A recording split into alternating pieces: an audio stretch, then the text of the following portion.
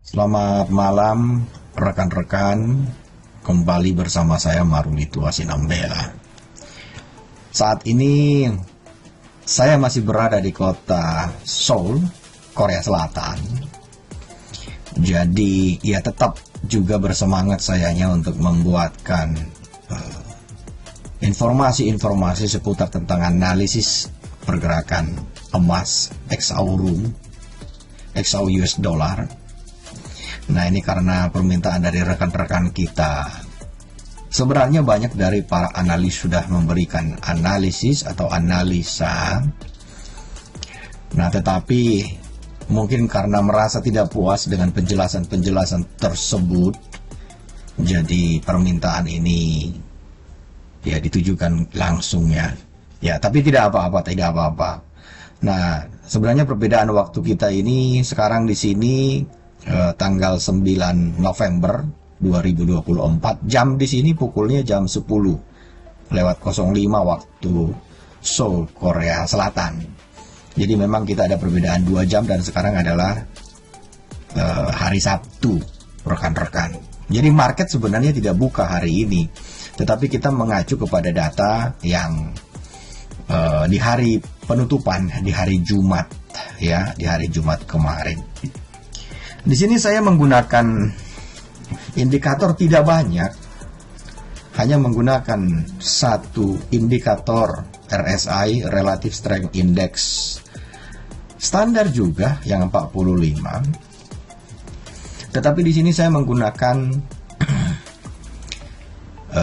pivot, ya pivot. Sebenarnya kenapa pivot? Karena sebenarnya yang lebih bagus itu adalah menggambar dengan klaster, ya klaster A, B, C, dan D, kira-kira begitu ya.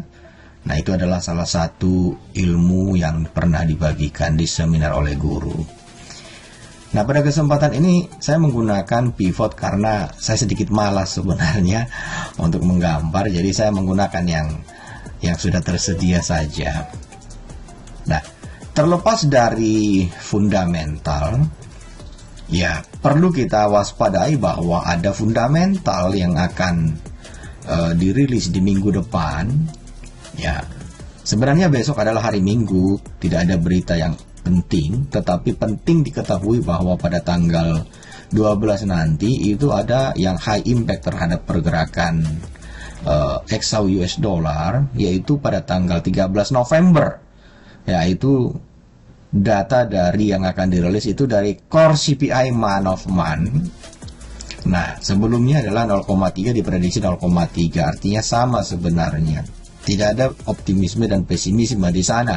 Tetapi jika data keluar berdasarkan apa yang mereka mau, nah ini akan menjadi masalah buat para trader sebenarnya. Dan juga pada CPI month of month ya di Oktober reporting, dan juga CPI year of year untuk Oktobernya juga. Nah, selain itu ada lagi pada tanggal 14 nanti, yaitu Initial Jobless Claim. Nah, itu PPI. Kemudian ada, tapi ini tidak berpengaruh untuk crude oil inventory, itu untuk komoditi.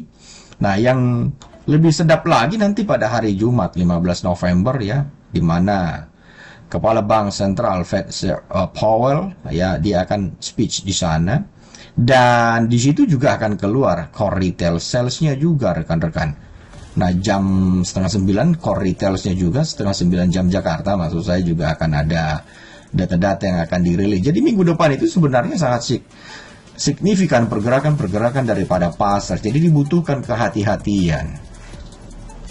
Selain daripada itu, nah itu kan kita harus mengetahui terlebih dahulu fundamental yang akan menggerakkan pasar. Nah, sesudah itu baru kita masuk ke dalam teknikal.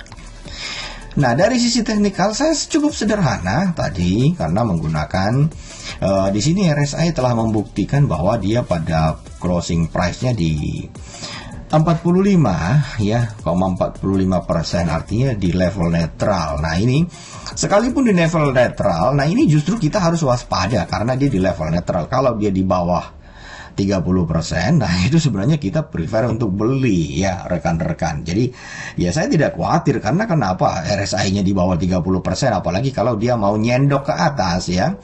Artinya tidak ada sama sekali yang kita perlu khawatirkan. Tapi persoalannya itu di 45%. Nah, kalau di 70% bagaimana? Kalau di 70% berarti kita tunggu ke bawah dong ya. Nah, kira-kira begitu. Nah, di sini saya menggunakan pivot point. Nah, artinya di sini dari grafik ini kita sudah mengetahui bahwa datanya di 2789,86 itu adalah yang ATH, all time high. Ya, all time high itu artinya adalah harga tertinggi di sepanjang masa. Nah, kemudian di sini di resisten 3 2753, resisten 2-nya 2728, resisten 1 di 2712. Pivotnya di 2686, kemudian support 1 di 2661, support 2 2645. Tetapi di sini rekan-rekan, nah, ada level support 3. Di sini kita dituntut untuk money management. Nah, yang akun-akun dengan dana yang sedikit, ya, saya tidak berani mengucapkan akun-akun melarat karena bukan kapasitas saya untuk berucap di sana, tetapi akun-akun yang sedikit equity-nya untuk lebih berhati-hati. Nah, kalau saya pribadi lebih kepada masuk ketika berada di, ya kalau kecil-kecil misalkan dananya, ya tunggu di misalkan di support 3 atau support 2, dan juga ketika kita perhatikan RSI-nya juga mencoba berbalik ke atas ya. Kira-kira demikian. Nah, di sini kita sederhanakan saja sebenarnya untuk garis-garis membuat informasi pentingnya. Kalau saya pribadi ya, saya cukup melihat pergerakan ini artinya simple saja ya, artinya ini adalah tren yang sedang terjadi secara major di 31 Oktober ini rekan-rekan. Artinya 31 Oktober ini trennya memang tren turun ya. Ya, itu cukup jelas sebenarnya. Jadi ada tren turun di sini, saya coba bikin lebih jelas lagi ya rekan-rekan. Ini adalah tren turun. Nah, di sela-sela tren turun itu kita lihat artinya adalah kalau dia menembus pivot, sekarang kan di penutupan pivot, di penutupan harga kan di bawah pivot, artinya bisa terjadi potensi pergerakan turun ke bawah ya rekan-rekan. Nah, kalau begitu ya kita harus ekstra hati-hati dong.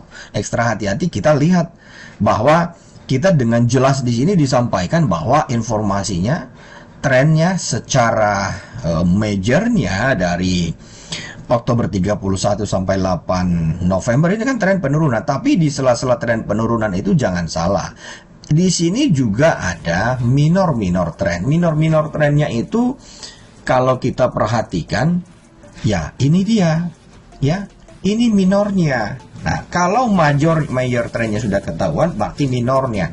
Nah, kalau saya pribadi untuk masuk itu, saya akan mewaspadai bila mana, ya contohnya ini di cross sama dia nih, ditembus ke bawah, artinya kalau kita perpanjang ini garis, rekan-rekan, contohnya ini kita perpanjang garis ya.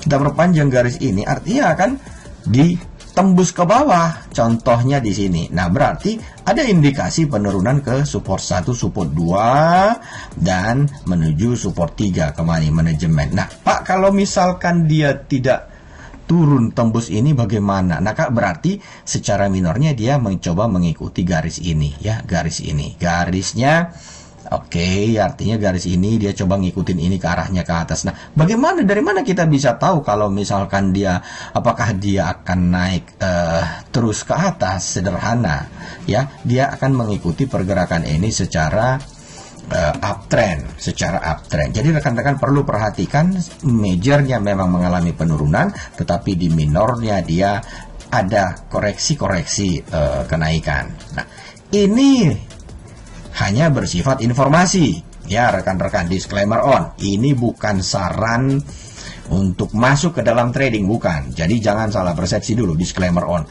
Saya tidak bertanggung jawab kalau misalkan rekan-rekan ternyata baik turun ya. Nah, itu saya tidak tanggung jawab. Ini hanya bersifat edukasi supaya rekan-rekan itu tidak greedy sebenarnya, asal main hajar-hajar saja.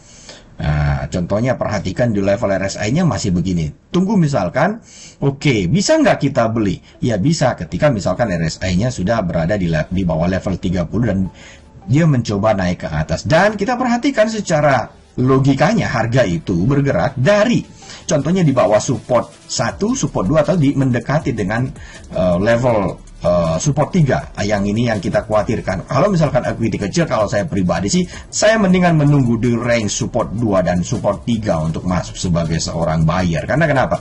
Kalau misalkan kita buy di sini, dia kegerus ke bawah dengan kekuatan equity yang kuat, maka akan menjadi masalah untuk tradingan kita. Ya, disclaimer on sekali lagi rekan-rekan. Bagaimana cara smart, lebih pintar atau cerdas ya? Berarti tunggu di support. Artinya kalau misalkan kita beli di support di bawah, misalkan di 2645, berarti kan resikonya kan di 2619. Ya kalau misalkan equity nggak mencukupi, ya perhitungkan dulu kekuatan dana kita. Jadi tidak sembarangan, kira-kira begitu ya. Terima kasih rekan-rekan, semoga informasi ini bermanfaat. Ya jangan lupa tetap belajar, jangan pernah menyerah. Tetap semangat, terima kasih. Selamat malam dan semoga sukses selalu.